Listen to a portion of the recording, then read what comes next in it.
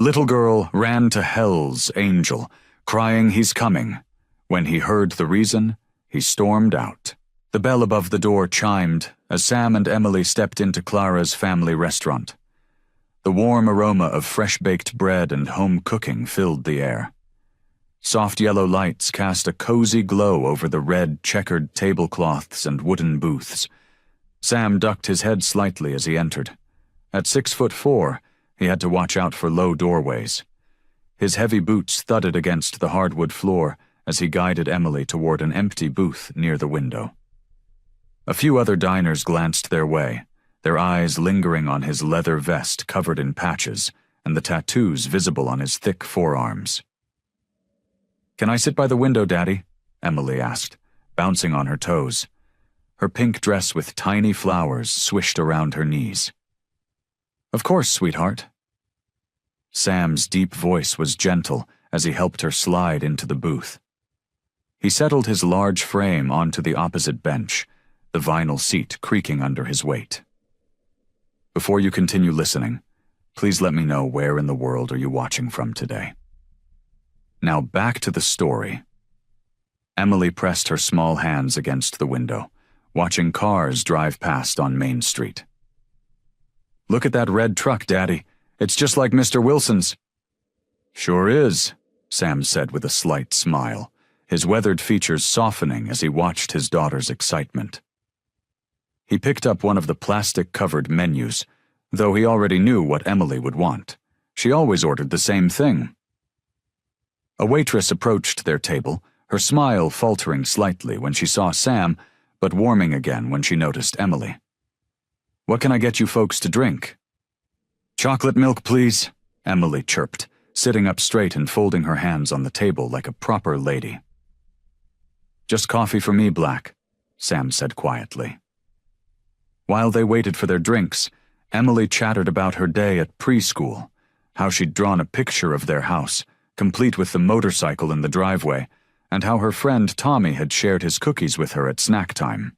Sam listened intently, nodding at all the right moments. His massive hands, calloused from years of working on bikes, looked almost comical wrapped around the delicate white coffee cup the waitress brought.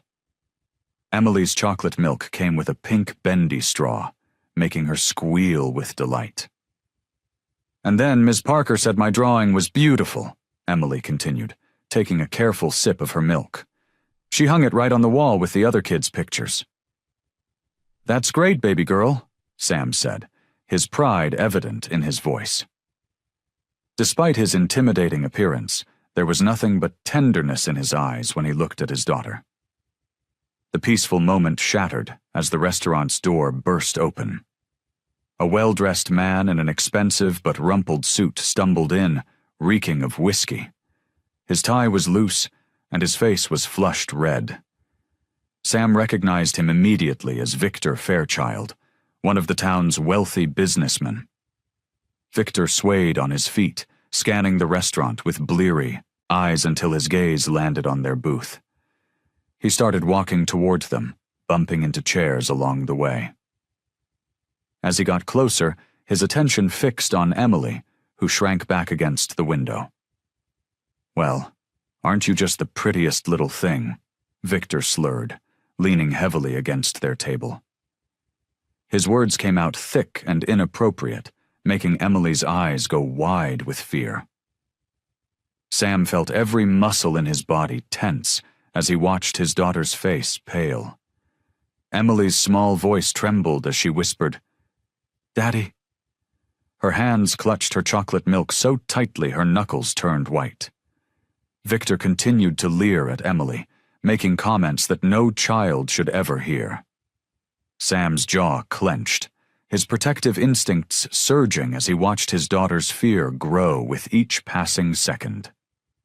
Sam's chair scraped against the floor as he rose to his full height, casting a shadow over Victor. The leather of his vest creaked as he straightened his broad shoulders, his presence filling the small space between the tables. Emily darted behind him, her small hands clutching the back of his vest. "He's coming," Emily whimpered, her voice muffled against Sam's back. Her words sent ice through Sam's veins, reminding him of darker times he'd tried to leave behind. "Step away from my daughter," Sam said, his voice low and controlled despite the anger burning in his chest. His hands remained steady at his sides, though every instinct screamed at him to act. Victor swayed, squinting up at Sam's towering form. "Hey, big man," he slurred, jabbing a finger against Sam's chest.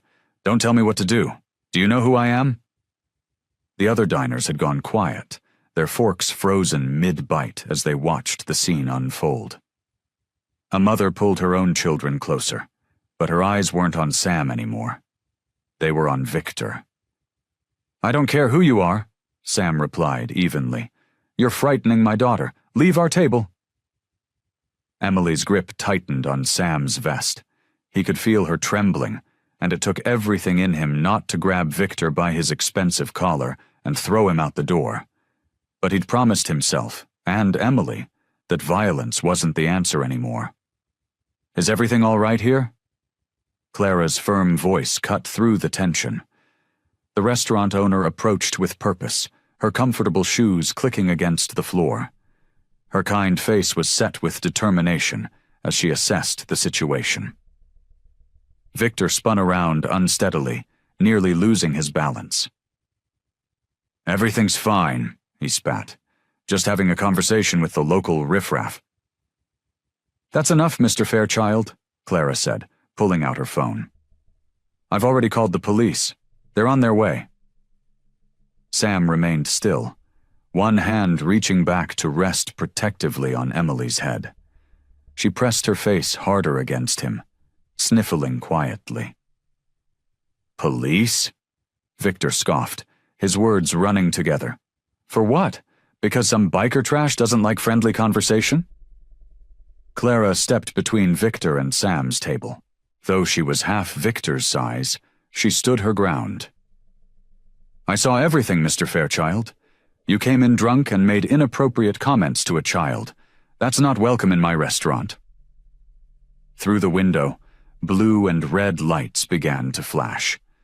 Victor's face twisted with anger as he jabbed his finger toward Sam again. "You think anyone's going to believe you over me? Look at him! He's probably some criminal." "Sam hasn't done anything wrong," Clara said firmly. "He's a paying customer protecting his daughter from harassment, and I have security cameras that caught everything." 2 police officers entered the restaurant, quickly taking in the scene. Clara walked over to meet them, speaking in low tones as she gestured toward Victor. Sam finally turned around, kneeling down to Emily's level. Her cheeks were wet with tears, and she immediately wrapped her arms around his neck. "It's okay now, baby girl," he whispered, holding her close. "You're safe. I've got you." "I'm scared," Emily hiccuped against his shoulder. "I know, sweetheart, but Miss Clara and the police are here now. Nothing bad is going to happen to you." Sam stroked her hair gently, trying to calm her trembling. Clara returned to their table as the officers led a protesting Victor toward the door. "Sam," she said softly, "I want you to know that you handled that perfectly. I'll tell the officers exactly what happened. You and Emily are always welcome here." The police officers guided Victor towards the exit, his expensive shoes scuffing against the floor as he continued to mutter protests. Through the restaurant's front window, the red and blue lights painted shifting patterns across the worried faces of the diners. Sam stayed focused on Emily, keeping his broad back turned to the commotion. He pulled a clean napkin from the table and gently dried her tears. "Hey, princess," he said softly, his gruff voice gentled for her ears alone. "How about we color while we wait for our food?" Emily nodded, her bottom lip still quivering. Sam reached into the worn backpack he always carried and pulled out her favorite coloring book and a box of crayons. The familiar sight seemed to calm her, and she slid back into the booth, though she stayed pressed close to his side. "I'm so sorry about all this," Clara said, approaching their table with a fresh glass of chocolate milk for Emily. Your meals will be out in just a few minutes, on the house today." "That's not necessary," Sam replied, but Clara held up her hand. "I insist. You showed remarkable restraint, Sam. Not everyone would have handled that situation so calmly." Around them, the restaurant's normal chatter began to return, though Sam could feel the weight of stares on his back. Emily concentrated on her coloring, but her usual happy humming was absent as she worked. Through the window, they could see Officer Lewis talking to Victor, who had finally stopped shouting and now looked properly chastised. The second officer came back inside, heading straight for their table. "Sir," the officer said, addressing Sam, "we'll need a statement from you about what happened." Sam nodded, keeping one hand on Emily's shoulder. "Whatever you need." As the officer took Sam's statement, other diners began watching more openly. An elderly couple at the next table whispered behind their menus, their eyes darting between Sam's tattoos and his gentle interactions with Emily. A young mother who had initially pulled her children away now looked at him with something like appreciation, though she still kept her distance. Clara bustled around the restaurant, bringing out fresh coffee and checking on other customers. She noticed the mixed reactions. Some people smiled at Sam now, seeing past his intimidating exterior to the protective father within. Others still gripped their utensils too tightly, as if expecting the peaceful resolution to shatter at any moment. "All done, sir," the officer said, closing his notepad. "Mr. Fairchild won't be bothering you or your daughter again tonight." Emily looked up from her coloring book. "Is the bad man gone?" she asked in a small voice. "He's gone, sweetie," the officer assured her with a kind smile.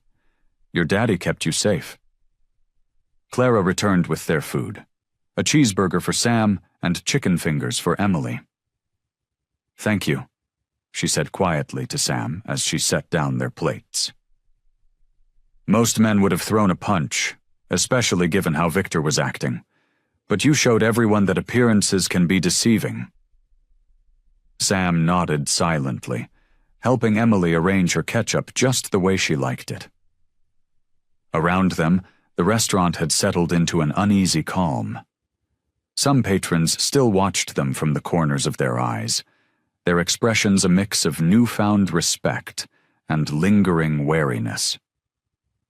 Others seemed determined not to look at all, though their stiff postures betrayed their awareness of his presence. Clara squeezed Sam's shoulder gently before moving away to tend to her other customers, leaving father and daughter to their meal as the last rays of sunset streamed through the window. Sam watched Emily dip another chicken finger into her ketchup, her movements slower and more careful than usual. The incident with Victor had shaken her, though she tried to hide it behind small bites and occasional glances at her coloring book. He cut into his burger, keeping his movements measured and calm despite the tension he felt in his shoulders. The whispers around them had quieted, but he could still feel the weight of stares from other diners. A young couple at the counter kept throwing furtive looks their way, their conversation dropping to hushed tones whenever Sam glanced in their direction. "Is your food good, Princess?" Sam asked, trying to coax a smile from his daughter. Emily nodded, her pigtails bobbing. "The ketchup is extra yummy today," she said, but her voice lacked its usual enthusiasm. A waitress approached their table, her steps hesitant. Sam noticed how she kept more distance than necessary as she refilled their water glasses.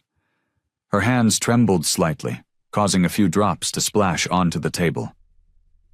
"I'm sorry," she mumbled, quickly wiping up the spill with a cloth. "It's okay," Sam said quietly, making his deep voice as gentle as possible.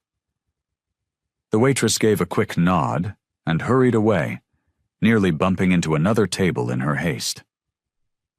Emily watched the interaction with curious eyes.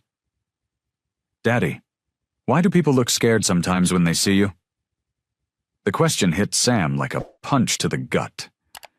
He set down his burger, searching for the right words. Sometimes people judge others by how they look on the outside, sweetheart. They don't always take time to know what's in their heart. A family with 2 small children walked past their booth toward the exit. The mother pulled her kids closer as they passed, even though Sam hadn't moved a muscle. He saw Emily notice this too, her small face clouding with confusion. Clara appeared at their table again, this time with 2 slices of apple pie. "On the house," she said warmly, though Sam could see the concern in her eyes. "You both deserve something sweet after what happened." "Thank you," Sam said, managing a small smile. Emily's face brightened at the sight of the pie, and she reached for her fork with renewed energy. As they finished their dessert, Officer Lewis approached their table. His face was serious as he gestured for Sam to step aside. "Could I have a word with you, Mr. Calloway?" Sam glanced at Emily, who was absorbed in her pie. "Stay right there, Princess. Daddy needs to talk to the officer for a minute." They moved to a quiet corner near the entrance. Officer Lewis spoke in low tones, his expression grave. "Listen, Sam, you handled yourself well tonight. But you should know, there's still talk around town. People remember your time with the Angels, the incident that put you away." Sam's jaw tightened, but he remained silent. "I've seen how you are with your daughter," Lewis continued, "and I believe you've changed. But not everyone's convinced. Just be careful. Some folks have long memories when it comes to the Angels." The officer's words hung heavy in the air between them. Sam looked back at Emily, peacefully finishing her pie, unaware of the weight her father carried from his past. The bell above the restaurant door chimed as Sam stepped out into the cool evening air, holding Emily close to his chest. Her small arms wrapped around his neck, her breath warm against his collar. The streetlights had just flickered on, casting long shadows across the empty sidewalk. A gentle breeze rustled through the trees lining Main Street, carrying with it the sweet scent of Clara's fresh-baked pies. Sam's heavy boots echoed against the concrete as he walked, each step measured and purposeful. His motorcycle waited in the parking lot, but tonight he needed to walk to clear his head. Emily's weight in his arms anchored him to the present, keeping the dark thoughts at bay. Officer Lewis's words echoed in his mind. "People remember your time with the Angels." Sam's grip on Emily tightened slightly. He'd left that life behind the day she was born, the moment he'd held her tiny form and promised to be better. But promises, he knew, didn't erase the past. A car drove by slowly, and Sam noticed how the driver's eyes lingered a moment too long. He was used to the stares, had been for years, but tonight they cut deeper. Each glance felt like an accusation, a reminder that no matter how hard he tried, some people would only ever see the tattoos, the leather, the mistakes of his past. Emily shifted in his arms, her small hand playing with one of the silver chains on his jacket. "The pie was really good," she said softly, her voice still carrying traces of the earlier fear. "It was, wasn't it?" Sam replied, his deep voice gentle. He adjusted her weight, making sure she was secure. "Clara makes the best pies in town." They passed the town square, where the old bronze statue of the town founder stood sentinel. The street lamps cast a warm glow over the manicured grass and empty benches. During the day, this place would be filled with families, children playing, mothers chatting. But Sam rarely brought Emily here then, knowing how other parents would gather their children closer when they saw him approach. A police cruiser rolled past, not Officer Lewis's, and Sam felt Emily tense slightly in his arms. He rubbed small circles on her back, the way he used to when she was a baby. "It's okay, Princess. We're safe." The word safe felt heavy on his tongue.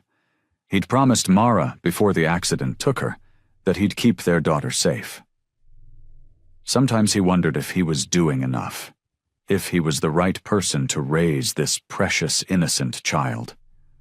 But then Emily would look at him the way she was looking at him now, with complete trust in her eyes, and his doubts would momentarily fade. They turned onto Cedar Street, where the houses grew closer together and front porches glowed with warm light. Someone was grilling in their backyard, the smell of barbecue drifting through the evening air. Emily's grip on his neck loosened slightly as she relaxed. "You know what, Daddy?" she said, pulling back just enough to look him in the eyes. Her small face was serious, her expression so much like her mother's that it made Sam's heart ache. "What's that, baby girl?" Emily's face broke into a smile, the first real one since the incident at the restaurant. "Daddy, you're the best. No one can scare me when you're here." Sam smiled softly, holding her tighter against his chest, feeling the pure love and trust radiating from his daughter's words. Sam unlocked the front door of their small house on Pine Avenue, the porch light casting a dim glow on the weathered welcome mat. Emily had dozed off during their walk home, her head resting heavily on his shoulder. Inside, the house was quiet except for the steady hum of the old refrigerator. He carried Emily to her room, carefully laying her on her bed. Her dark curls, so much like Mara's, spread across the pink pillowcase. Sam gently removed her shoes and pulled her favorite unicorn blanket over her. Emily stirred slightly but didn't wake, clutching her stuffed elephant closer. Back in the living room, Sam sank into his worn leather armchair, the events of the evening weighing on him like a heavy chain. The walls of their modest home felt like they were closing in. Pictures of Emily's artwork decorated the space, bright crayon drawings of flowers, butterflies, and what she called their happy family, just her and him standing beneath a yellow sun. Officer Lewis's words from earlier gnawed at him. The whispers and stares at the restaurant played over and over in his mind. He could almost hear what they were thinking. Once a Hell's Angel, always a Hell's Angel. What kind of father would expose his daughter to that life? Someone should call child services. Sam ran his calloused hands over his face, his fingers brushing against his thick beard. The leather vest he still wore felt suddenly constricting. He'd tried so hard to change, to be the father Emily deserved. He'd gotten a legitimate job at the local garage, attended every parent-teacher conference, never missed a doctor's appointment. But in this small town, memories were long, and forgiveness came slowly, if at all. The clock on the wall ticked steadily as Sam thought about Mrs. Henderson at the grocery store, who still watched him like a hawk whenever he shopped there. Or Mr. Patterson at the bank, who always seemed to find an excuse to close his window when Sam approached. Even at Emily's preschool, some parents would hurry their children away when they saw him coming. Standing up, Sam walked to his small desk in the corner of the room. He needed to finish some invoices for tomorrow's work at the garage. As he pulled out the folder of paperwork, something slipped from between the pages, a photograph he'd tucked away months ago. Mara's smile beamed up at him from the glossy paper, her eyes bright with life and love. The photo had been taken at the county fair, just weeks before the accident. She wore her favorite sundress, yellow with white daisies, her dark curls caught in a summer breeze. She had always seen the best in him, even when he couldn't see it himself. "You're more than your past, Sam," she used to say. "You have such a good heart." But looking at her photo now, Sam felt the familiar ache of inadequacy surge through him. Emily deserved the kind of life Mara would have given her, full of light, acceptance, and normalcy. Instead, she had him, a former gang member with more regrets than achievements, struggling to protect her from both his past and the judgment of others. Sam's fingers traced the edge of the photograph, his chest tight with emotion. the weight of his responsibilities, his past mistakes, and his desperate desire to give Emily a better life seemed to press down on him like a physical force.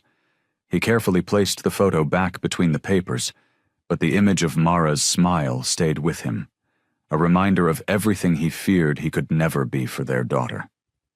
The morning sun filtered through the kitchen window as Sam packed Emily's lunch for preschool. He carefully wrapped her favorite peanut butter and jelly sandwich, cut diagonally just the way she liked it. Emily sat at the small kitchen table, her legs swinging back and forth as she spooned cereal into her mouth. "Daddy, can we go to the park after school?" she asked, milk dribbling down her chin. Sam grabbed a napkin and gently wiped her face. "We'll see, sweetheart. Let's get through the morning first." The phone rang, its shrill tone cutting through the peaceful morning routine. Sam recognized the number. It was Clara's restaurant. His chest tightened as he answered. "Sam?" Clara's voice trembled slightly. "I need to tell you something." He moved to the living room, keeping his voice low. "What's wrong, Clara?" "Victor Fairchild came by the restaurant this morning with his lawyer." She paused, and Sam could hear her taking a deep breath. "He's pressing charges against you for intimidation. He's claiming you threatened him last night." Sam's hand gripped the phone tighter. "But that's not what happened. You were there. You saw everything." "I know, Sam. I told them exactly what happened, but—" Clara's voice dropped even lower. "Victor's influential in this town. He's already spinning the story, making it sound like you were the aggressor." The room seemed to spin as Sam processed her words. He glanced at Emily, still happily eating her breakfast, unaware of the storm brewing around them. "They're saying you used your appearance and background to frighten him," Clara continued. "His lawyer mentioned your past with the Hells Angels." Sam's throat felt dry. "I was protecting my daughter." "I know that, Sam, and I'll testify to that if it comes to it." Clara sighed. "But I thought you should know what's coming." After hanging up, Sam stood in the doorway between the living room and kitchen, watching Emily finish her breakfast. She looked up and gave him a toothy grin, milk still on her chin. His heart ached at her innocence, at how unaware she was of the judgments and prejudices that surrounded them. "Time for school, sunshine," he managed to say, forcing a smile. As they walked to his motorcycle, Sam noticed Mrs. Peterson across the street hurrying inside her house, pulling her curtains closed. The gesture, small as it was, felt like a punch to the gut. News traveled fast in small towns. Emily climbed onto the bike, and Sam helped her with her helmet, making sure it was secure. Her tiny hands gripped his leather jacket as he started the engine. The familiar rumble usually brought him comfort, but today it felt like a reminder of everything people feared about him. They arrived at the preschool, and Sam lifted Emily off the bike. She hugged him tight, her small arms barely reaching around his waist. "Love you, Daddy." "Love you too, Princess." He watched her skip into the building, her backpack bouncing with each step. Standing there in the morning sun, Sam felt the weight of Clara's call settling over him like a heavy shadow. The charges, Victor's influence, his own past, it all swirled in his mind like a gathering storm. He picked Emily up and held her close, breathing in the sweet smell of her strawberry shampoo. But he couldn't shake the feeling that their peaceful life was about to change. The afternoon sun cast long shadows across Sam's front porch as he sat in his weathered rocking chair. The gentle creaking of wood beneath him matched the rhythm of his troubled thoughts. In the small yard, Emily crouched near her sandbox, completely absorbed in building what she called her castle kingdom. Sam watched her, his heart heavy. She wore her favorite pink dress, the one with tiny butterflies that always made her twirl. Her dark curls bounced as she patted the sand into shape, humming a tune she'd learned at preschool. The sight of her, so innocent and carefree, made his chest ache. His fingers traced the faded tattoos on his forearm, reminders of a life he'd left behind. The Hell's Angels logo, now slightly blurred with age, seemed to mock him. He'd worked so hard to build a quiet life here with Emily, to be the father she deserved. Now Victor Fairchild's charges threatened to unravel everything. "Daddy, look!" Emily called out, holding up a plastic shovel triumphantly. "I made a tower." "That's beautiful, sweetheart," Sam managed, forcing warmth into his voice. She beamed at his praise, returning to her work with renewed enthusiasm. The screen door creaked, and Sam checked his watch. Right on time. Mark Davidson, the local defense attorney he'd called earlier, stepped onto the porch. He was a slim man in his 40s, wearing a neat gray suit that looked out of place in their humble surroundings. "Mr. Calloway," Davidson said quietly, settling into the chair beside Sam. His eyes drifted to Emily, then back to Sam. "I've reviewed the initial complaint filed by Mr. Fairchild's attorneys." Sam's hands gripped the armrests of his chair. "And?" "The good news is there's no evidence of actual violence," Davidson began, keeping his voice low. "Several witnesses, including the restaurant owner, confirm you didn't physically engage with Mr. Fairchild." Relief flickered through Sam, but Davidson's expression remained serious. "However," the lawyer continued, adjusting his wire-rimmed glasses, "your previous record is concerning.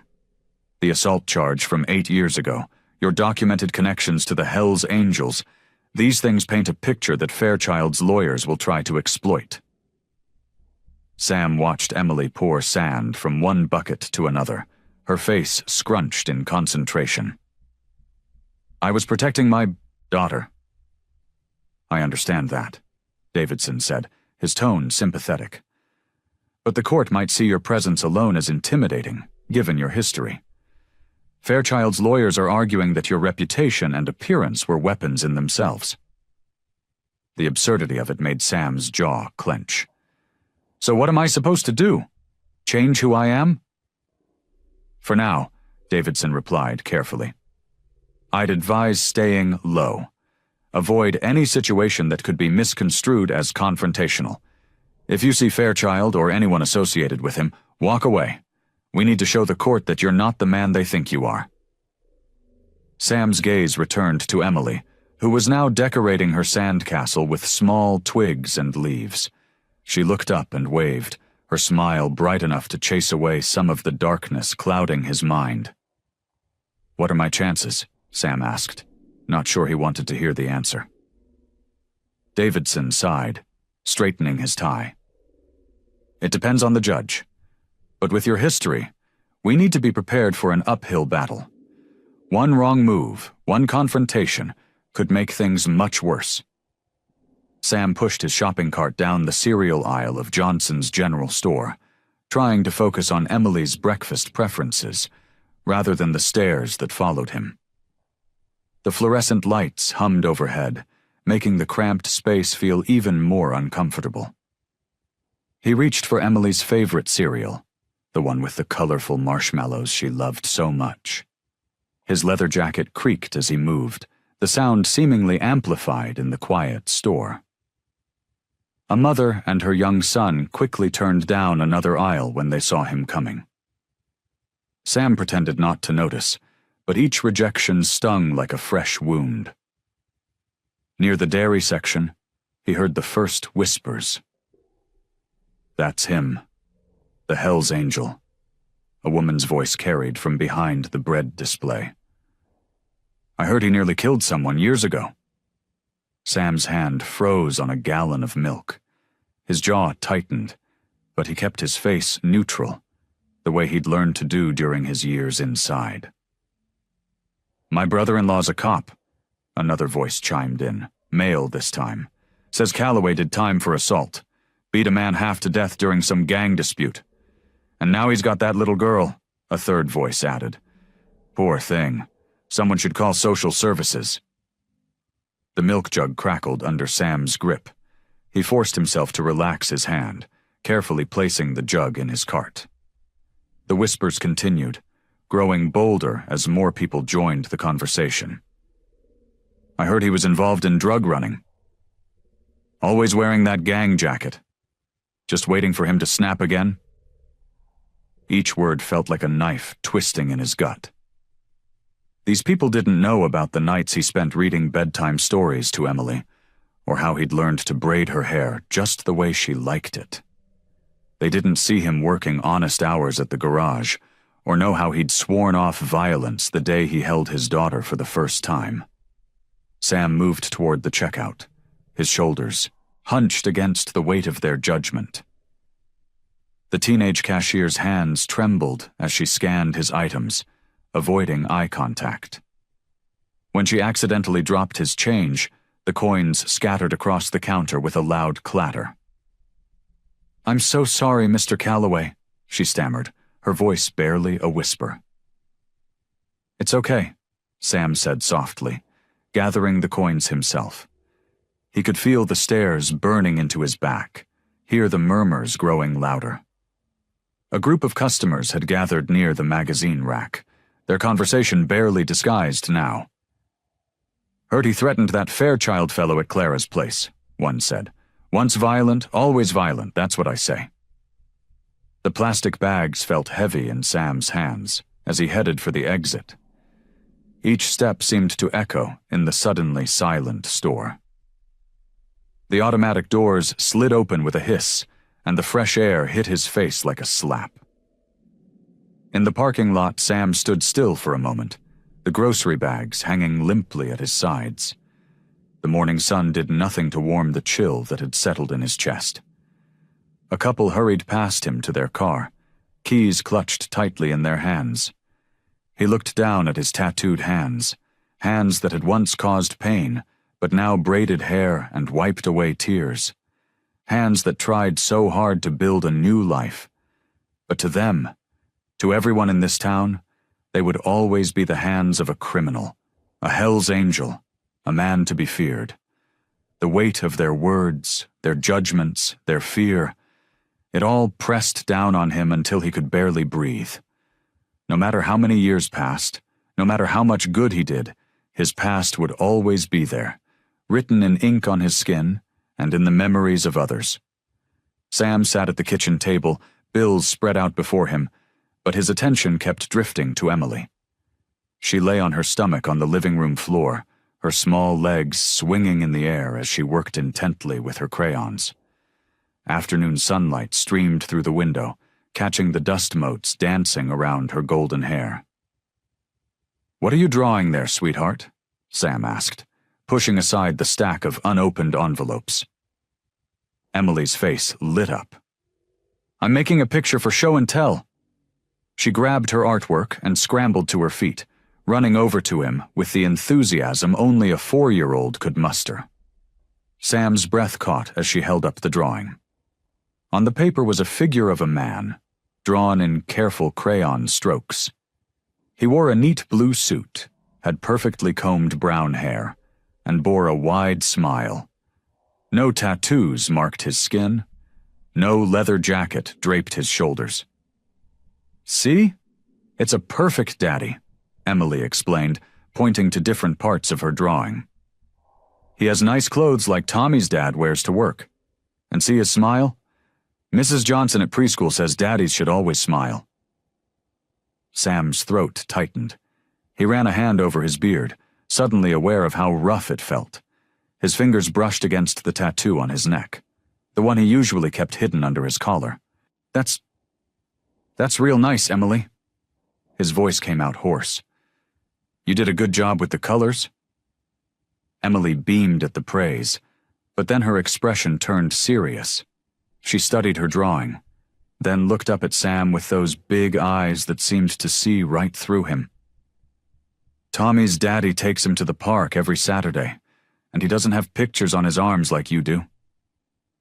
Sam's hands clenched under the table. He thought of the other fathers he'd seen at Emily's preschool. Clean-cut men in business suits or polo shirts, carrying briefcases instead of motorcycle tools.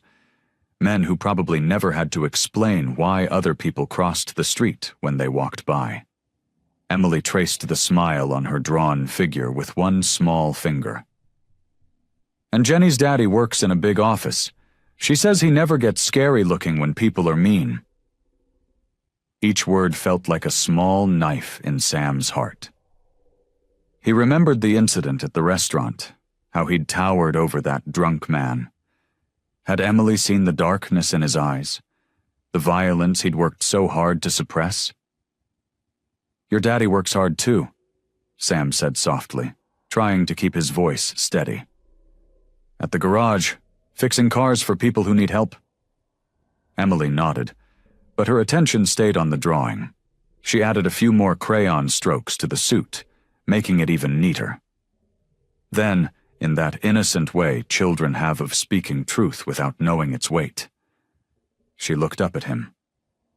"I wish you were my real daddy," she said quietly. The words hit Sam like a physical blow. He turned away quickly, not wanting Emily to see how much those simple words had hurt him. His chest felt tight, like someone had wrapped steel bands around it and was slowly squeezing. He stared out the kitchen window, seeing nothing but his own reflection. The tattoos, the beard, the hardness in his eyes that years of prison had etched there. Everything that made him different from the smiling man in Emily's drawing. Everything that made him feel like he was failing his little girl. Sam sat on the edge of his bed, staring at the pile of legal papers spread across his lap. The morning sun barely peeked through the curtains, casting long shadows across the room. He'd been up most of the night, his mind racing with worries about Victor Fairchild's accusations and the upcoming court case. In the next room, he could hear Emily humming softly as she played with her dolls. The sound, usually a comfort, now twisted his stomach into knots. Her innocent voice reminded him of everything he stood to lose. He picked up the police report from the restaurant incident. Officer Lewis had been fair in his account, noting that Sam hadn't initiated any violence. But Sam knew that wouldn't matter much when his past came up in court. His history with the Hells Angels would overshadow everything else. Rising from the bed, Sam walked to the bathroom and stared at his reflection. The mirror showed him what others saw, a towering man with hard eyes and prison, tattoos. He splashed cold water on his face, trying to wash away the exhaustion of another sleepless night. "Daddy?" Emily's voice called from the kitchen. "I'm hungry." Sam dried his face and headed to the kitchen. Emily sat at the table, her stuffed bear tucked under one arm. She looked so small in the big kitchen chair, her feet dangling above the floor. The sight of her made his chest ache. "How about some pancakes, sweetheart?" he asked, forcing a smile. While mixing the batter, Sam noticed movement outside the kitchen window. Mrs. Peterson, their neighbor, was hurrying past their house, clutching her purse tightly. When she caught him looking, she quickened her pace, nearly running to get past their property. The pancake batter grew lumpy as his stirring slowed. Every day brought new reminders of how the town saw him. The whispers at the grocery store, the parents who pulled their children away at the park. The way Clara, who'd been so kind during the restaurant incident, now avoided making eye contact when he drove past her place. "Daddy, you're making the pancakes wrong," Emily said, pointing at the lumpy batter. Sam looked down at the bowl, seeing the mess he'd made. Just like everything else in his life, all mixed up and full of lumps. He started to dump it out, but Emily's small hand touched his arm.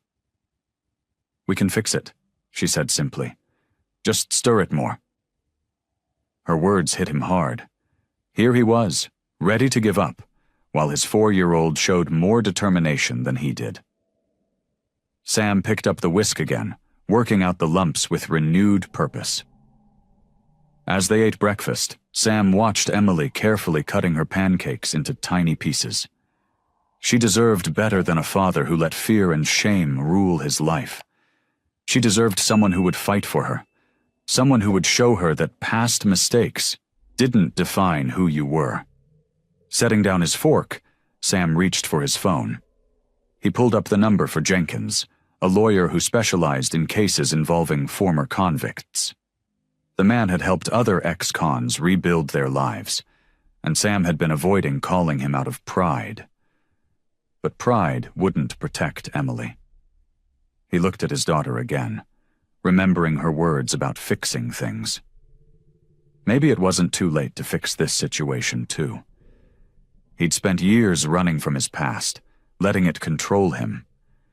But now, watching Emily eat her pancakes with such innocent determination, he knew he couldn't run anymore. Sam pressed the call button, straightening his shoulders as the phone began to ring. He would fight back, not with his fists like in his Hell's Angels days, but with everything he had learned since becoming Emily's father. He would show the town, show Victor Fairchild, and most importantly, show Emily that people could change. The evening air felt heavy as Sam walked down Main Street, his boots scuffing against the cracked sidewalk. He'd left Emily with Mrs. Martinez, the kind elderly lady next door who seemed to be the only person in town who didn't judge him by his appearance. The setting sun painted long shadows across the buildings, and the streets were mostly empty. Sam's mind wandered back to his morning call with Jenkins, the lawyer. The conversation had been encouraging, but also sobering. Fighting Victor's accusations would mean exposing his entire past to public scrutiny. Every mistake, every bad choice would be laid bare for all to see. He walked past the grocery store where he'd overheard the whispers, past Clara's restaurant where everything had started, and found himself in a quieter part of town. The street curved gently, and there, nestled between two ancient oak trees, stood St. Michael's Church. Sam slowed his pace. The small brick building wasn't fancy or impressive, but something about it caught his attention. Maybe it was the warm yellow light spilling from its stained glass windows, or the way the weathered wooden doors stood open, welcoming anyone who might pass by. The cross on top gleamed in the last rays of sunlight, and the small garden beside the church bloomed with late summer flowers. He stopped at the iron gate, his large hands resting on the cool metal. The last time he'd been in a church was for Mara's funeral. The memory hit him hard. Emily, just a baby then, crying in his arms as the priest spoke words of comfort that seemed hollow at the time. A gentle breeze rustled through the oak trees, carrying the sweet scent of the garden flowers. Sam found himself walking up the stone path, drawn to the peace that seemed to radiate from the old building. The grass was neatly trimmed, and someone had placed fresh flowers by the entrance. He stood there, feeling both out of place and strangely at home. His leather jacket and tattooed arms seemed at odds with the sacred space, but the church didn't seem to mind. It stood there, quiet and accepting, like it had seen countless others like him come seeking something they couldn't name. The sound of footsteps made Sam turn. A man in priest's clothing emerged from the church, his silver hair catching the evening light. His face was kind, marked with laugh lines around his eyes, and he carried himself with a gentle confidence that put Sam at ease despite his instinct to withdraw. "Good evening," the priest said, his voice warm and welcoming. "I'm Father Thomas." He smiled, showing no sign of the fear or judgment Sam had grown accustomed to seeing in others' faces. "I was just—" Sam started, then stopped, unsure how to explain his presence. "Sometimes the church calls to us when we need it most," Father Thomas said, as if it was the most natural thing in the world for a former Hell's Angel to be standing in his church garden. "Would you like to come inside? It's peaceful there, and I've just made some coffee." Sam hesitated, his hands unconsciously clenching into fists before relaxing again. The priest's invitation seemed genuine, but years of experiencing people's prejudices had taught him to be cautious. Yet something in Father Thomas's eyes spoke of understanding, of seeing past the surface to something deeper. After a moment, Sam nodded. "Thank you, Father," he said quietly. "I'd like that." Inside the church, the air was cool and still. Wooden pews gleamed softly in the dim light, and the smell of old books and candle wax filled the space. Sam's heavy boots echoed against the stone floor as he followed Father Thomas to a small side room furnished with comfortable chairs and a coffee maker burbling in the corner. "Cream or sugar?" Father Thomas asked, pouring coffee into 2 ceramic mugs. "Black is fine," Sam replied, his voice barely above a whisper. The quiet of the church made him conscious of every sound. They settled into the chairs, and Sam wrapped his large hands around the warm mug. The familiar scent of coffee helped ease some of his tension. Father Thomas didn't push or pry, just sat there with patient eyes, giving Sam space to gather his thoughts. "I don't know why I'm here," Sam finally admitted, staring into his coffee. "Everything's just falling apart." "Sometimes that's exactly when we need to be here most," Father Thomas said gently. "What's troubling you?" The kindness in the priest's voice broke something loose in Sam's chest. Words he'd been holding back for weeks spilled out. He told Father Thomas about the incident at the restaurant, about Victor's charges, about the whispers and stares that followed him through town. His voice grew rough as he described Emily's innocent drawing and her wish for a real daddy. "I've tried so hard to change," Sam said, his shoulders hunching. "Left the gang life behind, got honest work, tried to be the father Emily deserves.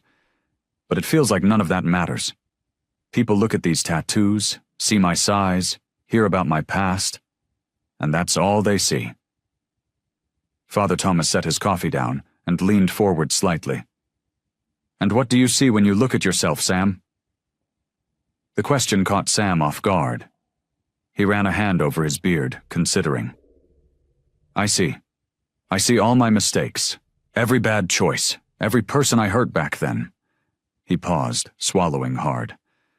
"I see someone who doesn't deserve Emily's love." "That's a heavy burden to carry," Father Thomas said softly. "But you're not just your past, Sam. I see a father who loves his daughter enough to change his entire life for her. I see a man who chose peace over violence when confronted. I see someone seeking to be better." Sam's eyes burned, and he blinked rapidly. "But how do I make others see that? How do I protect Emily from the consequences of who I used to be?" "By continuing to choose love over anger, day after day," Father Thomas replied. "By showing Emily and everyone else that change is possible. Redemption isn't about erasing the past, Sam. It's about choosing a different path forward." The priest's words settled deep in Sam's chest, touching something that had been aching for a long time. He thought about Emily's smile, about her, complete trust in him, despite everything. "Would you allow me to pray for you and Emily?" Father Thomas asked gently. "The path ahead may not be easy, but you don't have to walk it alone." Sam nodded, unable to speak past the lump in his throat. Father Thomas reached out, resting a hand on Sam's shoulder. "Remember, my son, no one is beyond forgiveness. Not even you." Sam's motorcycle rumbled to a stop in front of Clara's restaurant. The afternoon sun cast long shadows across the empty parking lot, and through the window, he could see Clara wiping down tables. His stomach knotted as he removed his helmet and smoothed down his beard. The bell above the door chimed softly as he entered. Clara looked up, her usual warm smile flickering for just a moment before settling into something more reserved. The restaurant was empty, except for an elderly couple in the far corner, finishing their early dinner. "Sam," Clara said, straightening up and setting aside her cleaning cloth. I wasn't expecting to see you today." He shifted his weight, suddenly aware of how much space he took up in the quiet restaurant. His leather jacket creaked as he moved. "I was hoping we could talk, if you've got a minute." Clara glanced at the elderly couple, then nodded toward a booth in the opposite corner. "Let me get us some coffee." Sam slid into the booth, his large frame making the vinyl seats groan.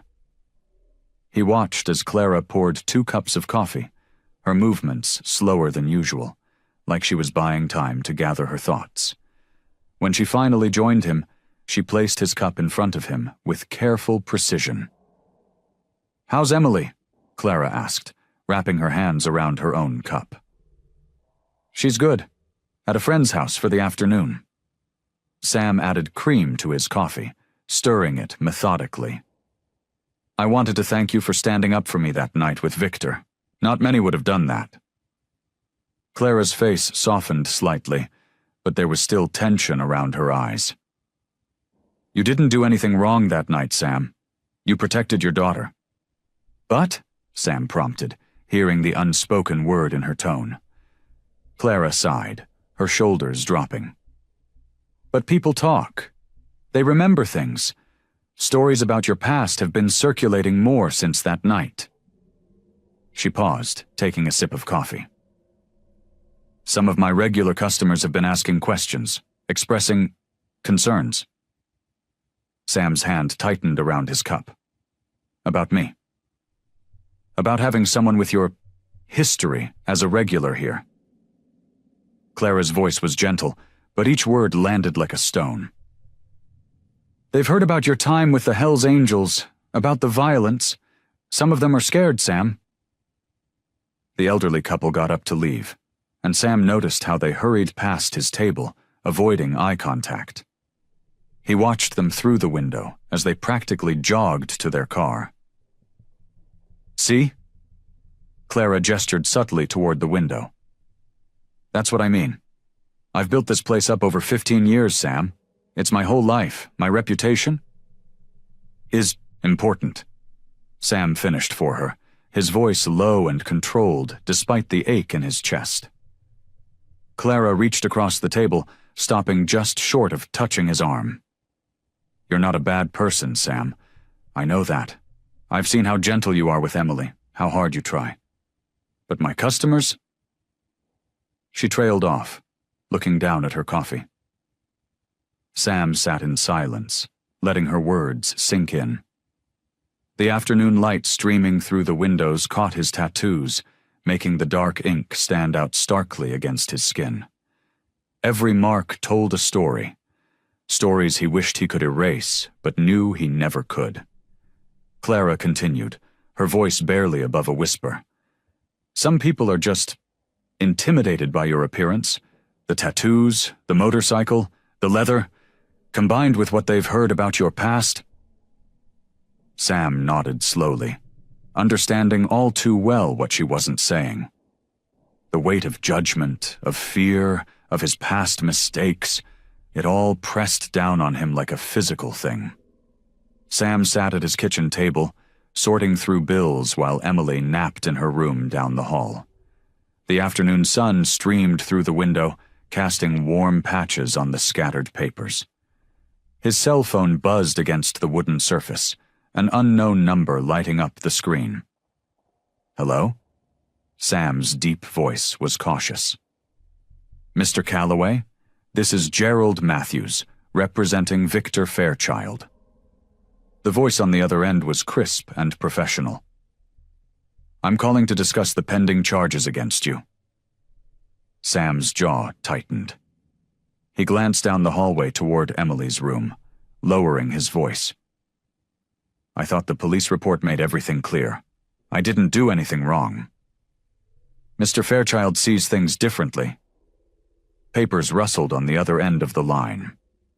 "He maintains that you used your physical presence to intimidate him, that you made him fear for his safety." Sam's free hand curled into a fist on the table. "Your client was drunk. He was harassing my 4-year-old daughter." "Be that as it may," Matthews continued smoothly, Mr. Fairchild is prepared to drop all charges under one condition." "What condition?" Sam asked, though he already felt his stomach knotting. "A public apology, in writing, to be published in the local newspaper." Matthews paused for effect. "Acknowledging that your behavior was threatening and expressing regret for any distress caused to Mr. Fairchild." Sam stood up from the table, his chair scraping against the floor. He moved to the window, watching the neighborhood kids playing across the street. "You want me to apologize to the man who scared my daughter?" "Mr. Calloway, let's be realistic here." Matthew's voice took on a patronizing tone. "Given your history with the Hells Angels, your criminal record, do you really want this to go to court? An apology is a small price to pay." The mention of his past made Sam's blood boil. He watched as one of the neighborhood fathers walked over to his children, scooping them up in a playful hug. The man wore a clean, button-down shirt, looking every bit the picture of respectability that Sam knew he didn't. "Mr. Fairchild is being generous," Matthews continued. "He's offering you an easy way out. Think about your daughter." "I am thinking about my daughter," Sam said, his voice low and steady. "I'm thinking about what kind of message it sends if I apologize for protecting her." "Then you leave us no choice but to proceed with the charges. The hearing will be scheduled within the month." Matthews's tone turned cold. "I strongly suggest you reconsider. Your reputation won't help you in court." Sam looked at his reflection in the window, his tattoos, his beard, his leather vest. Everything that made people judge him before they knew him. "No," he said firmly. "No? I won't apologize, not for protecting my daughter, not for standing up to a drunk who was harassing her." Sam's voice grew stronger with each word. "You want to take this to court? Fine, but I won't say I'm sorry for being a good father." The line was quiet for a moment. "You're making a mistake, Mr. Calloway." "No, I'm teaching my daughter that sometimes you have to stand up for what's right." Sam ended the call before Matthews could respond. He stood at the window for a long moment, his phone heavy in his hand. The fight ahead would be hard, he knew that. But as he heard Emily stirring from her nap, calling out, "Daddy," in her sweet, sleepy voice, he knew he'd made the right choice. Sam turned away from the window, squaring his shoulders. He had calls to make. To his lawyer, to Father Thomas, to anyone who might help. He wouldn't back down. Not this time. Sam pulled his truck into the parking lot of Miller's Coffee Shop, a small cafe halfway between his neighborhood and Victor's affluent part of town. The morning sun glinted off the chrome of his vehicle as he took a deep breath, steadying himself for what was to come. He'd called Victor's office directly yesterday, bypassing the lawyer. To his surprise, Victor had agreed to meet. Maybe the man had some decency buried beneath his expensive suit and arrogant attitude.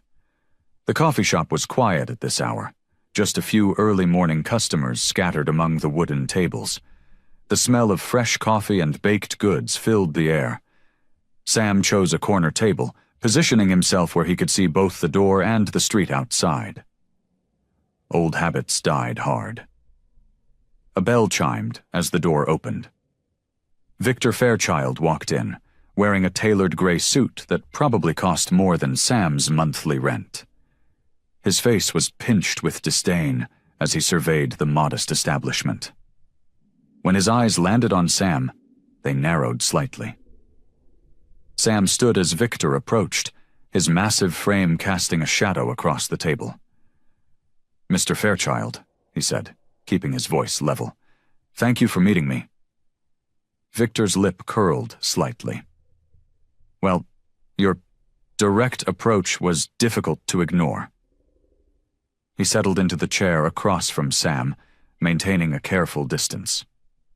"Though I must say my lawyer advised against this meeting." "I figured he would," Sam replied, lowering himself back into his seat. The wooden chair creaked under his weight. But I thought we should talk, man to man. No lawyers, no accusations. Just straight talk. A young waitress approached their table, her smile faltering slightly as she sensed the tension. They both ordered coffee, and Sam waited until she was out of earshot before continuing. "These charges you're pressing," Sam began, his hands flat on the table. "They're not right. You know that." Victor's face flushed. "Not right? You threatened me." "I protected my daughter," Sam interrupted, his voice firm but controlled. "You were drunk. You were saying things to her that scared her. She's 4 years old, Mr. Fairchild." The waitress returned with their coffee. Victor wrapped his manicured fingers around the mug but didn't drink. "You used your size to intimidate me. Your appearance." "My appearance?" Sam let out a heavy breath. "Is that what this is really about? The way I look?" He gestured to his tattoos, his leather vest. "You see these and assume the worst?" Victor shifted uncomfortably in his chair. "Your reputation precedes you, Mr. Calloway. Everyone knows about your history." "Yes, my history." Sam leaned forward slightly. "I've made mistakes. I've paid for them. But that night at the restaurant, I was just being a father, nothing more." Something in Sam's tone made Victor pause. The defensive set of his shoulders eased slightly as he studied Sam's face. "All I did was stand up," Sam continued. "I didn't throw a punch, didn't make any threats. I stood between you and my little girl because she was scared, because that's what fathers do." Victor's fingers drummed against his coffee mug. For the first time, uncertainty flickered across his face. "You have to understand how it looked." "I understand exactly how it looked," Sam said, "but I'm asking you to see past how things looked, to see what actually happened." A moment of silence stretched between them. Victor took a sip of his coffee, his expression thoughtful but still guarded. "This isn't about intimidation or threats," Sam said quietly. "This is about my daughter, about doing right by her. And these false accusations? They're not right. Deep down, you know that." Victor stared into his coffee cup, the morning light casting shadows across his face. The usual smugness in his expression had faded, replaced by something that looked almost like shame. The busy sounds of the coffee shop seemed to fade into the background as the two men sat in silence. Sam waited patiently, his large hands wrapped around his own cup. He'd said his piece, and now the ball was in Victor's court. The silence stretched on, broken only by the distant hiss of the espresso machine and quiet chatter from other customers. Finally, Victor cleared his throat. He paused, seemingly struggling with words that didn't come easily to him. "I don't remember much from that night." "The drinking?" He shook his head. "I've been having some problems with that lately." Sam remained quiet, watching as Victor's perfectly manicured fingers fidgeted with a napkin. "My wife left me 6 months ago," Victor continued, his voice barely above a whisper. "Took the kids with her, said I'd become impossible to live with." He let out a bitter laugh. Guess she was right. The admission hung in the air between them. Sam could see the pain beneath Victor's polished exterior, like hairline cracks in expensive china. "That night at the restaurant," Victor said, meeting Sam's eyes for the first time. "I was in a bad place, but that's no excuse for what I did." He straightened his tie, a nervous gesture. "I shouldn't have said those things to your daughter, and I definitely shouldn't have pressed charges." Sam's expression remained neutral, though inside he felt a mix of surprise and cautious relief. "I'm sorry," Victor said firmly, the words seeming to cost him something.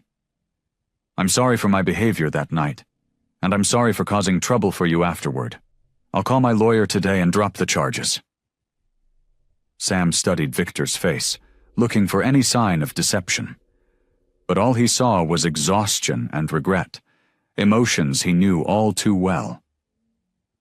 "The truth is," Victor continued, "seeing you with your daughter, it reminded me of what I've lost. And instead of facing that, I lashed out." He rubbed his face with his hands. "I've been doing that a lot lately." The waitress appeared with fresh coffee, and both men sat back, the moment broken.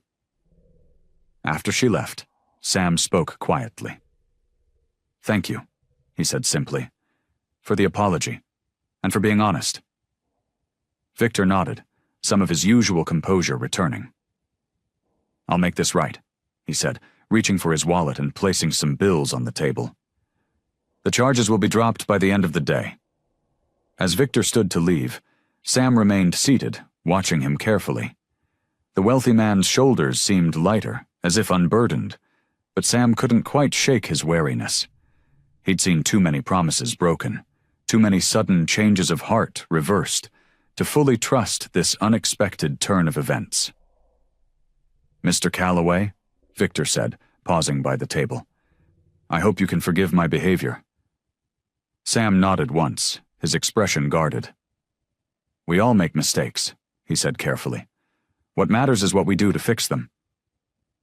Victor gave a small, understanding smile and headed for the door, leaving Sam alone with his thoughts and cooling coffee. The biker sat there for a long moment, processing what had just happened, relief mixing with lingering caution in his mind. Sam's heavy boots echoed against the sidewalk as he made his way toward the small church. The morning sun had climbed higher, casting long shadows through the trees that lined the quiet street. His mind replayed Victor's apology over and over, trying to make sense of it all. The church doors creaked softly as he pushed them open. The familiar scent of wood polish and old hymnals filled his nose. Inside, the cool air and dim lighting provided a welcome relief from the brightness outside. Sunlight filtered through the stained glass windows, painting colorful patterns on the wooden pews. Father Thomas was arranging flowers near the altar when Sam entered. The priest looked up, a warm smile spreading across his weathered face. "Sam," he said, setting down a vase, "I didn't expect to see you so soon." Sam ran a hand through his beard, suddenly feeling awkward in the sacred space. "Got a minute, Father?" "For you? Always." Father Thomas gestured toward a nearby pew. They sat down together, the old wood creaking beneath them. "What's troubling you?" Sam told him about the meeting with Victor, describing the unexpected apology and promise to drop the charges. His voice echoed slightly in the empty church. I don't know what to make of it," he finished. Father Thomas listened intently, his hands folded in his lap. When Sam finished speaking, the priest was quiet for a moment, considering his words carefully. "You know, Sam," he began, his voice gentle, "sometimes the hardest thing isn't offering forgiveness, it's accepting an apology we never expected to receive." Sam nodded slowly, his large frame hunched forward. "I want to believe him, Father. But after everything—" "Trust takes time," Father Thomas said. "Like a garden, it needs to be tended carefully." He turned slightly to face Sam better. Victor's words today were a seed. Whether it grows into something meaningful depends on his actions moving forward. "And what if it's just words?" Sam asked, his voice gruff with emotion. "What if tomorrow he changes his mind?" Father Thomas smiled kindly.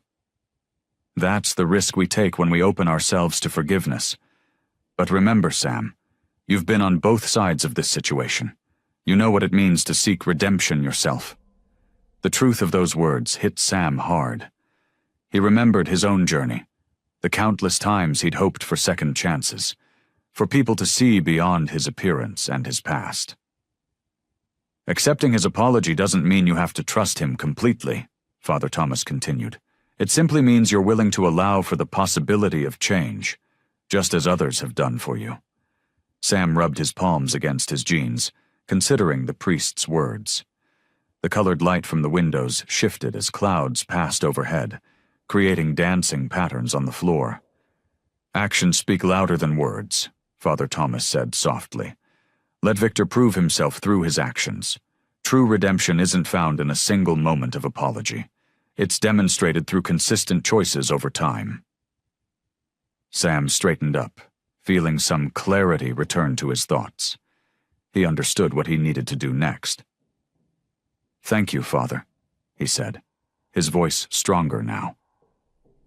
Father Thomas placed a gentle hand on Sam's shoulder.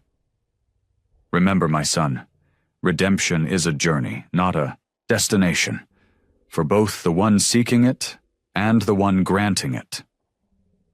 Sam nodded, ready to make his next move.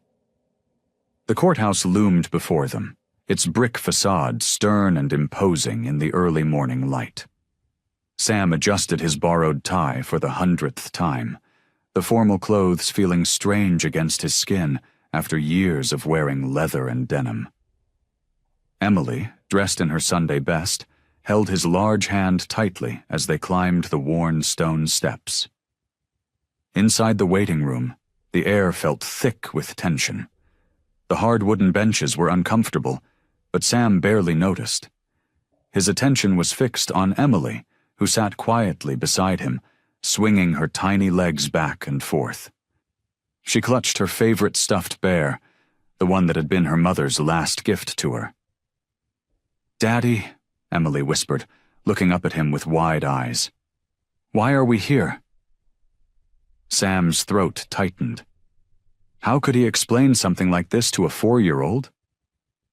"Remember that man at the restaurant?" he said softly. "We're here to talk about what happened that day." Emily's face scrunched up in confusion. "The scary man?" "Yeah, sweetheart. The scary man." Sam pulled her closer, pressing a kiss to the top of her head. Clara, the restaurant owner, sat nearby, nervously thumbing through a magazine without really reading it. She had come to testify about what she'd witnessed that night. When she caught Sam's eye, she gave him a small, encouraging smile. The clock on the wall ticked loudly, each second feeling like an eternity. Sam watched as other people filtered in and out of the waiting room, lawyers in crisp suits, court officers in their uniforms, families looking just as nervous as he felt. His lawyer had told him to stay calm, to let the facts speak for themselves. But sitting here now, Sam couldn't help but worry. Emily leaned against his arm, her warmth a constant reminder of why he was fighting this battle. She didn't understand the weight of this moment, how much rode on what happened in that courtroom. She just knew her daddy was worried, and that made her stick closer to him than usual. "Mr. Calloway?" A court officer appeared at the door, clipboard in hand.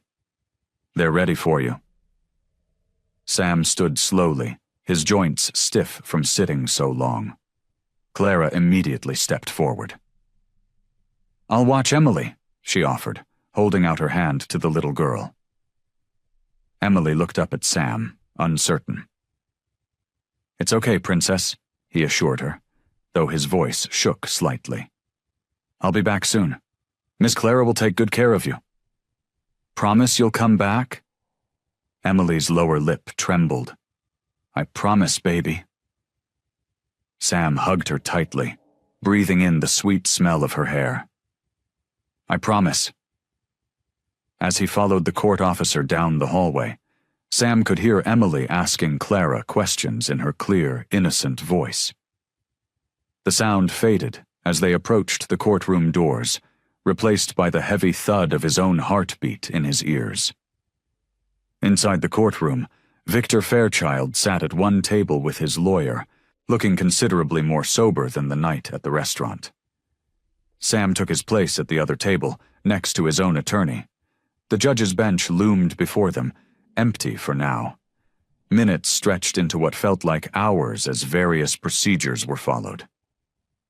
Sam's palms grew sweaty as he waited, thinking of Emily in the other room, of all the times he'd promised to protect her. Finally, the bailiff's voice rang out. "All rise. The Honorable Judge Matthews presiding." Sam stood, his chair scraping against the floor. As the judge entered and took her seat, Sam sent up a silent prayer, not for himself, but for Emily. Whatever happened today would affect her future as much as his own. The hearing began, and Sam held his breath, waiting to learn his fate. The bell above Clara's restaurant door chimed as Sam stepped inside. The familiar scent of fresh coffee and baked bread wrapped around him like a warm embrace. Late afternoon sunlight streamed through the windows, casting long shadows across the checkered floor. Emily skipped ahead of him, making a beeline for her favorite booth in the corner. Clara looked up from behind the counter, her face brightening. "Well, if it isn't my favorite customers." She wiped her hands on her apron and came around to greet them. "How did everything go?" Sam's shoulders relaxed for what felt like the first time in weeks. The judge dismissed the case. "No evidence of any wrongdoing," she said. He cleared his throat, suddenly finding it hard to speak. "I wanted to thank you, Clara, for everything." Clara waved off his thanks, but her eyes were warm. "Sit down, both of you. I've got a fresh batch of chocolate chip cookies that need taste testing." She winked at Emily, who bounced excitedly in her seat. As Clara disappeared into the kitchen, Sam settled into the booth across from his daughter. The restaurant was quiet at this hour, just a few regular customers nursing their coffee cups. But something felt different. The usual stares were gone, replaced by friendly nods and small smiles. Clara returned with a plate of cookies and 3 steaming mugs. Coffee for her and Sam, hot chocolate for Emily. She slid into the seat next to Emily, who immediately reached for a cookie. "You know," Clara said, stirring sugar into her coffee, "the most remarkable thing happened yesterday. Mrs. Thompson, you know, the librarian, she came in for lunch and asked about you." Clara's eyes twinkled. "She said she saw you helping old Mr. Jenkins fix his car last week. Said it was the kindest thing she'd seen in a while." Sam ducked his head, remembering the afternoon he'd spent helping the elderly man with his broken-down Buick. "It wasn't anything special, just a loose timing belt." "But it was special to him," Clara insisted, "and to others who saw it. People are starting to see what I've seen all along, that you're more than your appearance, more than your past." Emily looked up from her cookie, chocolate smeared around her mouth. "Daddy helps everybody," she declared proudly. "He's the strongest and the nicest." Sam felt his chest tighten at his daughter's words. He reached across the table and gently wiped her face with a napkin. "Not always, Princess, but I'm trying to be better." "That's what matters," Clara said softly. "You know, more people have been asking about you. Good things. They've noticed how you are with Emily, how you handled everything with Victor." She paused, taking a sip of her coffee. "The community's coming around, Sam. They're beginning to see the real you." Sam looked around the restaurant, taking in the peaceful atmosphere. Where he once felt judgment and fear, he now sensed acceptance, or at least the beginning of it. The weight he'd carried for so long, the burden of his past, the constant fear of rejection, felt lighter somehow. Emily climbed into his lap, wrapping her small arms around his neck.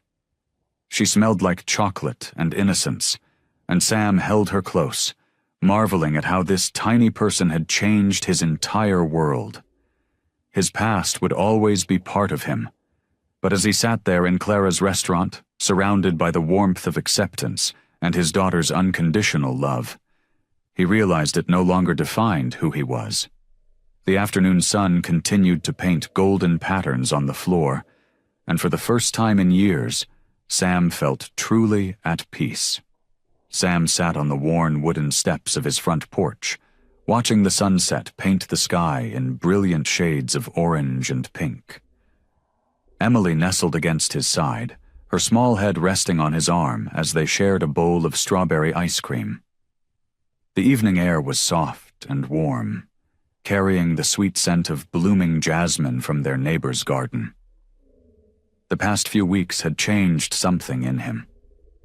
The weight that had pressed down on his shoulders for so long felt lighter now. He watched as Emily dug her spoon into the ice cream, getting more of it on her face than in her mouth. The sight made him smile. "Slow down there, princess," he said, reaching for a napkin to wipe her chin. "The ice cream's not going anywhere." Emily giggled, the sound pure and clear in the evening quiet. "But it's melting, Daddy." Across the street, Mrs. Thompson walked by with her little terrier. She waved at them, her smile genuine and warm. "Beautiful evening, isn't it?" she called out. "Sure is," Sam replied, lifting his hand in greeting. He remembered how just a month ago, the same woman would cross to the other side of the street when she saw him coming. Now here she was, chatting with him like any other neighbor. Emily waved enthusiastically at the dog, who wagged its tail in response. "Can we get a puppy someday, Daddy?"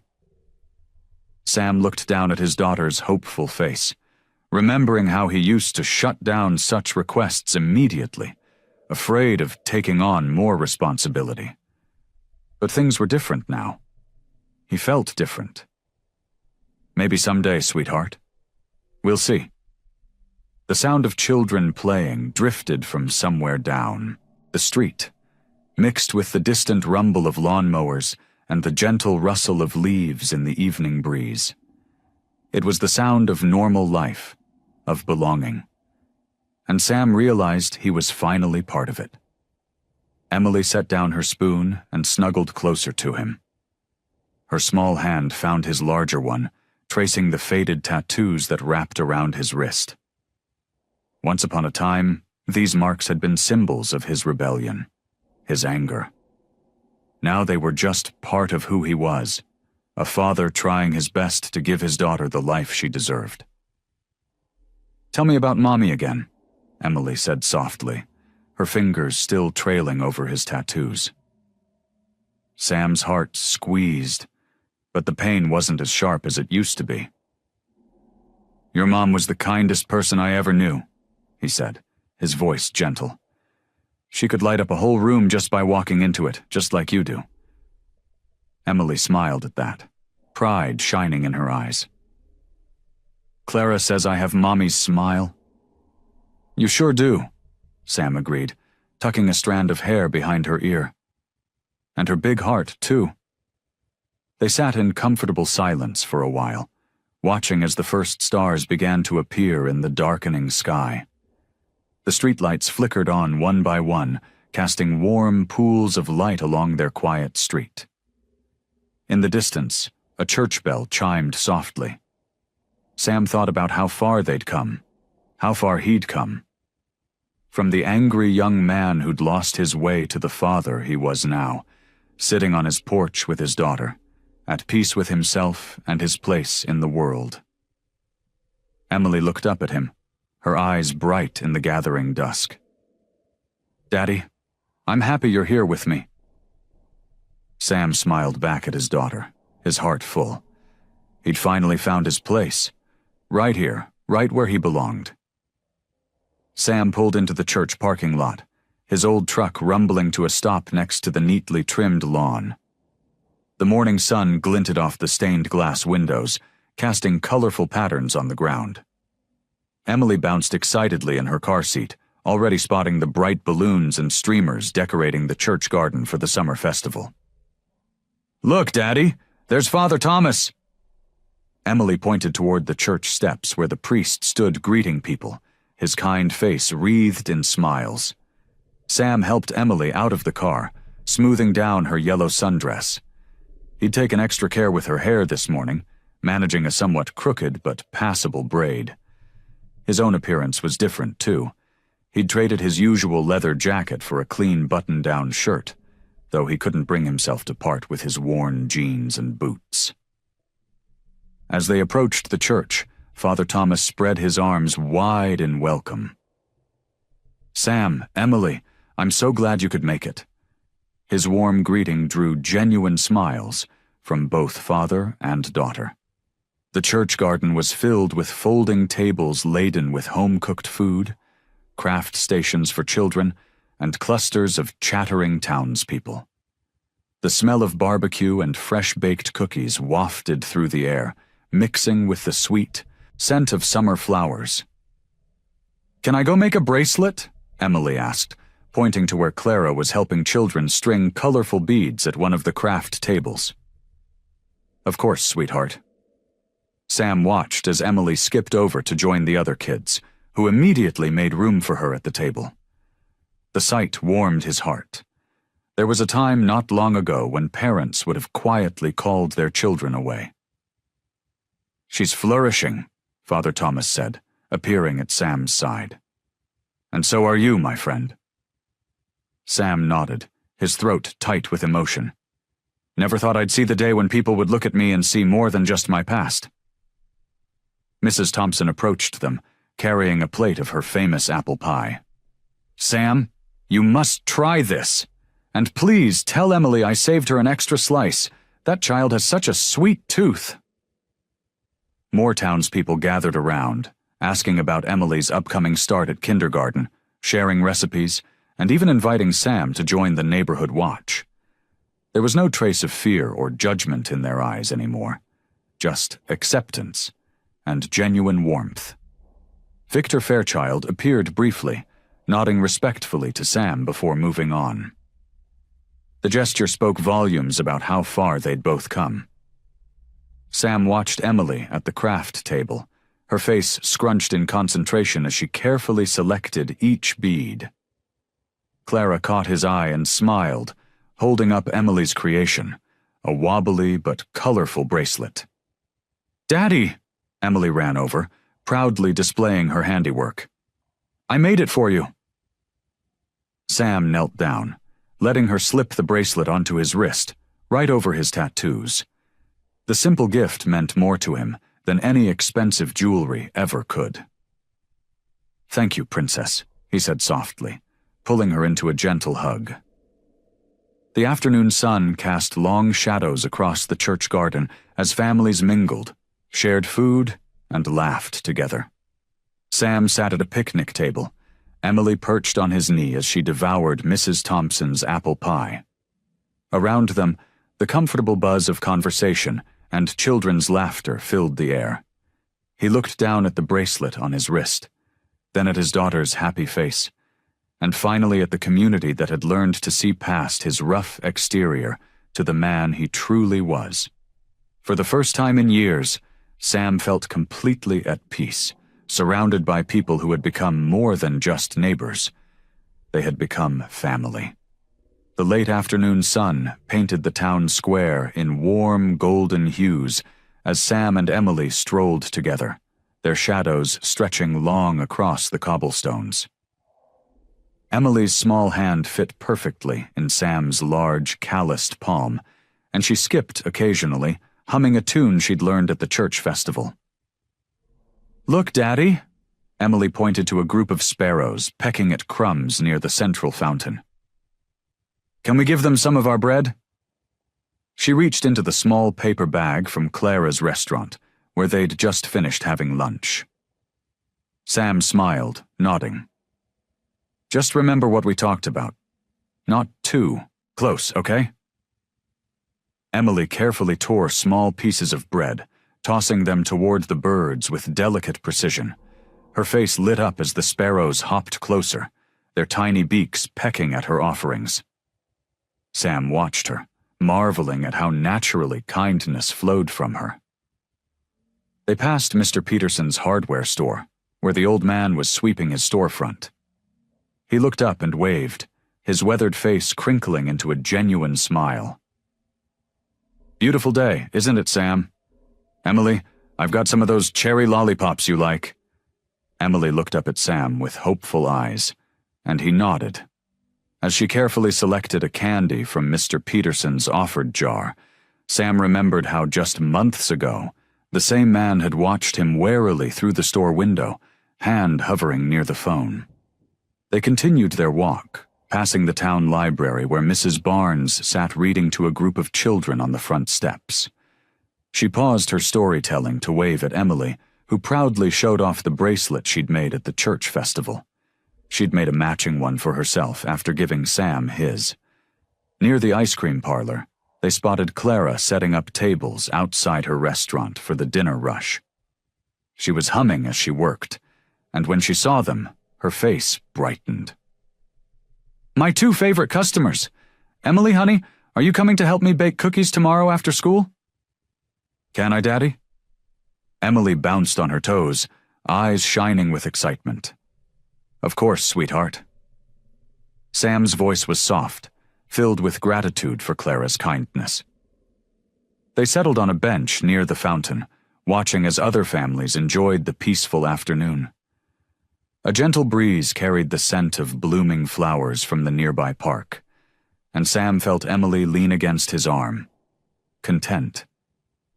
"I love you, Daddy," she said simply, playing with the beaded bracelet on her wrist. Sam's heart swelled as he looked down at his daughter. The weight of his past felt lighter now, transformed by Emily's unconditional love and the community's acceptance. He thought about how far they'd come, from being outcasts to finding their place in this small town. He remembered Mara's words from long ago, written in a letter he'd kept all these years. "Love heals everything, Sam. It just takes time and trust." She'd been right, as always. The love of his daughter had been his anchor, giving him strength to change and grow. The growing love of the community had helped him believe in second chances. Emily's head drooped slightly against his arm, tired from their long day. Sam gathered her close, breathing in the familiar scent of her strawberry shampoo. Around them, the town square buzzed with gentle activity. Friends greeting each other, children playing, everyday life unfolding in peaceful moments. Looking at the colorful beaded bracelet on his wrist, Sam felt a profound sense of gratitude wash over him. Love, in all its forms, had indeed been his path to healing. Emily's pure, unconditional love, the community's growing acceptance, and even his own journey to self-forgiveness.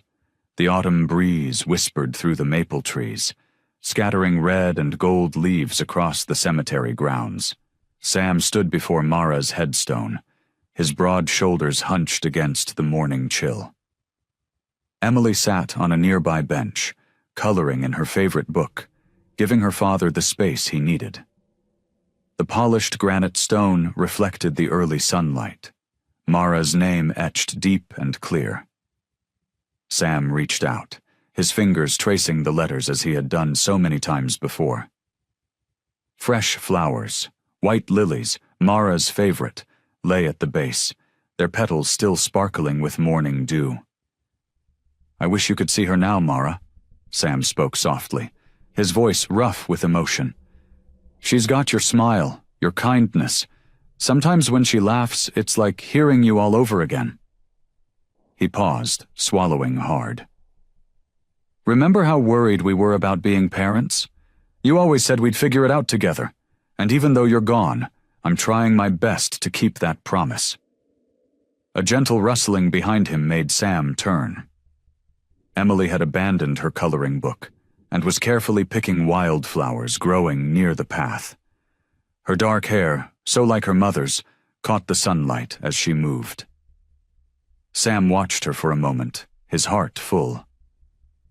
"The town's different now," he continued, turning back to the stone. "Or maybe I'm different. Clara's taken Emily under her wing, teaches her to bake cookies, just like you used to talk about doing." He smiled slightly, remembering Mara's notorious inability to cook. "Father Thomas says she's the brightest student in Sunday school. She asks questions that make everyone think." Sam reached into his jacket pocket and pulled out a small beaded bracelet, the one Emily had made him at the church festival. "She made this for me. Said it was to match the one she wears so we'd always be connected." His voice grew thick. Just like you always said, love connects us, even when we can't see each other. The sound of Emily's footsteps approached, and Sam felt her small hand slip into his. She held up the wildflowers she'd gathered, a mix of purple and yellow blooms. "Can I put these here too, Daddy? Next to Mommy's special flowers?" Sam nodded, watching as she carefully arranged her bouquet beside the lilies. She stepped back, still holding his hand, and looked up at the headstone. "Hi, Mommy," she said softly. "I drew you a new picture. Daddy says you can see it from heaven."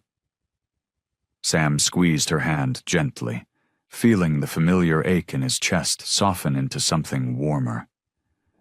The morning sun had risen higher now, warming their shoulders and casting long shadows across the peaceful cemetery grounds. "I think it's time to say goodbye, sweetheart," Sam said quietly.